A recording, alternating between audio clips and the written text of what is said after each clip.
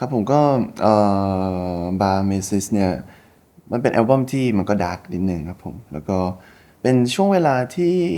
ถ้าพูดจริงๆผมไม่ค่อยชอบสักเท่าไหร่ครับเพราะว่าเอ่อมันเป็นช่วงที่ผมเนี่ยต้องต่อสู้กับหลายๆอย่างในตัวเองนะครับผมแล้วก็ระหว่างที่พอปล่อย Bar Mises เสร็จแล้วก็มีการโชว์เคสทัวร์ด้วยครับผมซึ่งพอมันทัวร์ในช่วงที่ แบบว่า mental มันไม่ค่อยแข็งแรงเนี่ยก็ไม่คิดว่าคือถามว่า enjoy ไหมก็ enjoy นะครับแต่ว่าแบบรู้สึกว่าเป็นช่วงเวลาที่แบบว่าเหนื่อยแล้วก็จริงๆอยากอยู่กับตัวเองมากกว่าไม่ค่อยอยากจำก็คิดว่ามันเป็นแค่process หนึ่งจนกว่าจะมาเป็นผมในวันนี้ละกันครับผม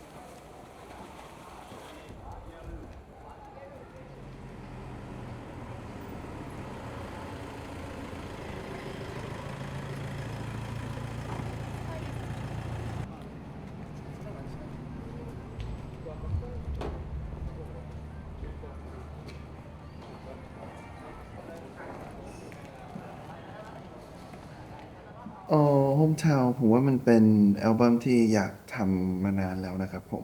มีความคิดนี้ตั้งแต่2023แล้วครับแล้วก็ไอเดียเกี่ยวกับ Hometown เนี่ยมันก็มีมานานแล้วผมเพิ่งจะมาได้ทำตอนนี้อืมความรู้สึกระหว่างทำก็ผมว่ามันแปลกใหม่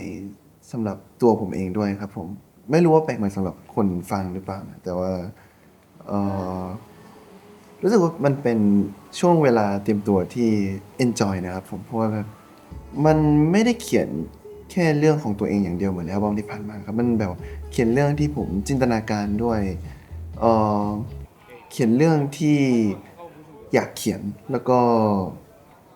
อืมได้โชว์ในมุมที่ผมรู้สึกว่าผมเนี่ยไม่ต้องไปตามคอนเซปต์อะไรมากครับผมเหมือนกับอัลบั้มที่ผ่านมา อย่าง Barmesis เนี่ยผมก็ต้องเป็นแบบเป็น King of Barmesis อะไรอย่างเงี้ยผมแต่ว่าแบบอัลบั้มนี้เนี่ยคือรู้สึกว่าเป็นตัวเองได้มากจริงๆแล้วก็เป็นตัวเองในรูปแบบหนึ่งแล้วก็เป็นตัวเองในอีกแบบหนึ่งคือเหมือนได้โชว์หลายๆด้านที่แบบผมไม่ต้องพยายามที่จะไปเป็นคนอื่นมากครับผมซึ่งรู้สึกว่าได้กลับมาเป็นวัยรุ่นคนไทย อีกด้อมหนึ่งครับเพราะว่าจริงๆตลอด15ปี16ปีที่อยู่เกาหลีมาเนี่ยมันก็แบบว่าไม่ได้มีชีวิตแบบนั้นเลยครับ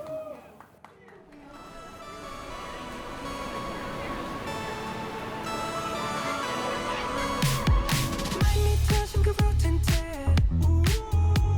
ว่าเรื่องแบบนี้มันต้องทำใครใช่ครับก็คือ Wandering เป็นเพลงไตเติลหลักครับผมแล้วก็เพลงไม่มีใครสักคืนเนี่ยก็จะเป็น Subtitle ครับผมประมาณ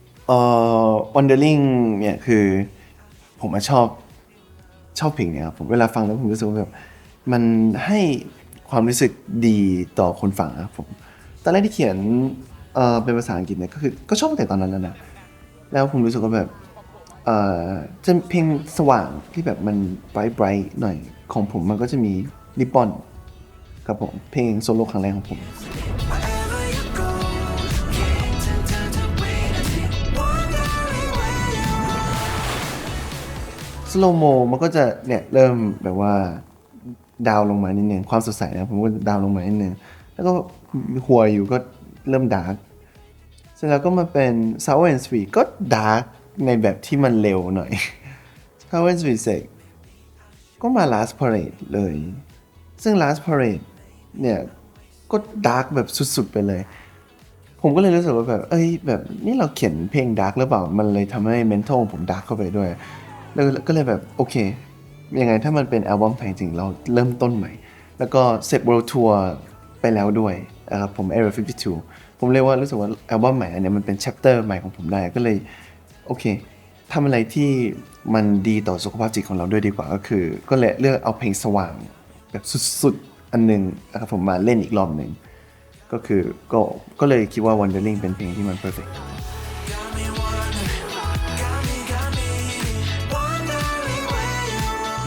Wondering มิวสิกวิดีโอครับผมมันไม่ได้ขนาดนี้ตอนแรกครับผมมันไม่ได้มีถึงขั้นแบบคิดซีนหรืออะไรนะคือผู้กำกับเขารู้สึกเขา ผมต้องใช้คำว่าอะไรเนี่ยเขาแฮปปี้กับ two shot ของผมกับพี่นิชามากๆนะครับ 그래서 약간 스킨십 할 것처럼 하면은 파도가 팍 덮치면서 와 거의 바로요. 거의 바로 제가 사인 드릴 거예요. 자, ถ้าพูดง่ายๆผมว่าเขาจิ้นอะเขาใช่ไหมแล้วเขาก็เลยขอนู่นขอนี่เพิ่มเข้ามาเยอะๆนะครับผมจริงๆมันก็เป็นครั้งแรกที่ผม acting แล้วผมก็แบบว่าได้เล่นกับนางเอกใช่ไหมครับผมซึ่งผมก็กล้ากลัวๆนะแต่ผมแบบผมก็แค่บอกไปว่าถ้าเกิดพ่วงกับคิดว่ามันทำให้มิวสิกวิดีโอเนี่ยมันดีขึ้นจริงๆก็ถามพี่นิชาก่อนครับถ้าเกิดพี่นิชาเขาโอเคผมก็จะพยายาม 약간 뱀뱀님 아이디어를 내가 살려주고 싶어가지고 아니 저도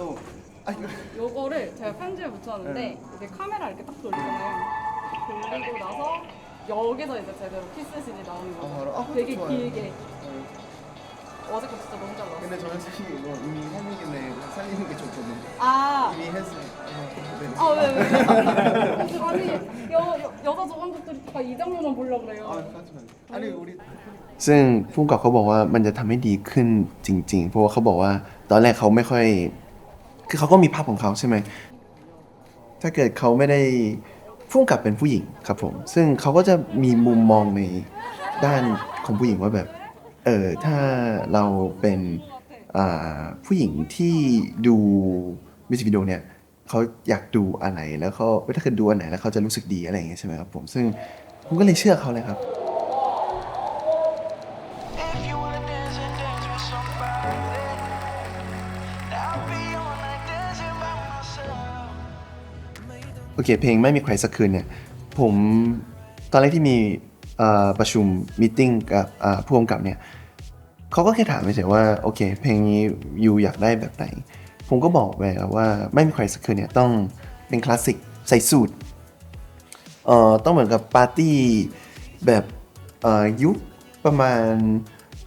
90ถึง2000ต้นๆประมาณเนี้ยครับผมแล้วก็ต้องเป็นไนท์ไทม์ของกรุงเทพผมแบบว่าเห็นซิดแบบว่าเห็นแสงสีของเมืองกรุงเทพต้องอยู่ตรงสกายไลท์ต้องเป็นดาดฟ้าอะไรเงี้ยผมก็อธิบายมูดของเขาไปก่อนแล้วก็อยากให้เป็นเต้นซะส่วนใหญ่เพราะว่าผมรู้สึกว่าผมไม่ค่อยได้ถ่ายมิวสิกวิดีโอที่แบบผมเต้นจ๋าขนาดเนี้ยครับผม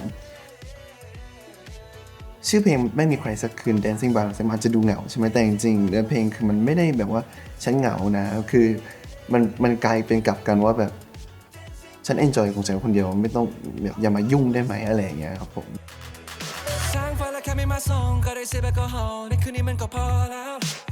ผู้กำกับคนนี้ครับเป็นผู้กำกับที่ถ่ายริบบอนครับผมซึ่งผมไม่อยากถ่ายกับเขามาอีกตั้งนานแล้วครับจริงๆผมอยากถ่ายกับเขาคนเดียวด้วยครับผมแต่ว่ามันมีคือผมไม่ได้ทำงานคนเดียวนะมันก็มีทีมของผมอะไรเงี้ยผมก็ต้อง respect ทุกคนครับผมซึ่งมารอบนี้เนี่ยผมไม่ยอมจริงๆครับผมเลยบอกว่าต้องเป็นคนนี้อีกรอบให้ได้ริบบอนเนี่ยเป็นมิวสิกวิดีโอที่มันมีความหมายกับผมแล้วก็แบบผมแฮปปี้กับคนที่มันออกมามากที่สุดนะครับผมริบบอนกับโฮมทาวน์ผมว่าไม่รู้ว่ามูดด้วยหรือเปล่าแต่มันเอนจอยแล้วมันมีความสุขกับการทำมากๆมันมากกว่าแค่อัดเพลงทำเพลงซ้อมเต้นแล้วก็แบบประชุมอะไรมันมากกว่านั้นนะเพราะมันแบบว่ามันเป็นโมเมนต์หนึ่งที่แบบผมอยากจดจำอะ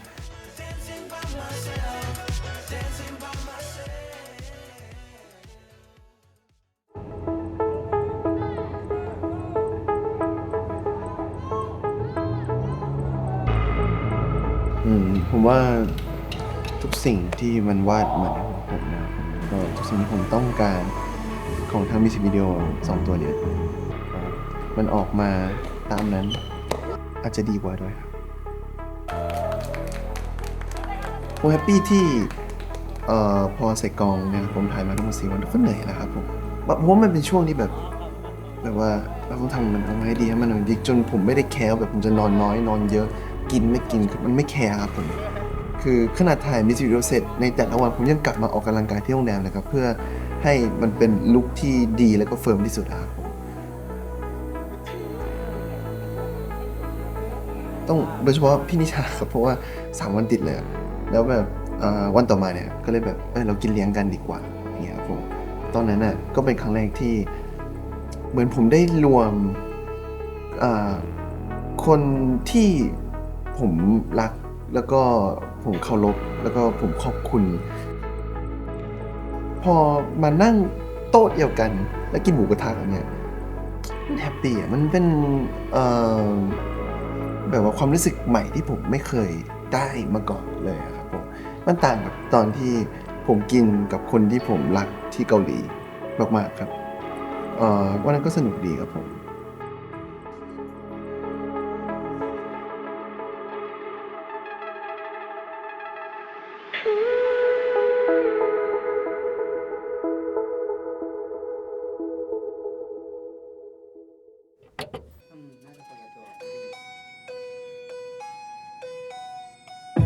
You want to party at 3 Tell me what better could I be greatตรงนี้ Yeah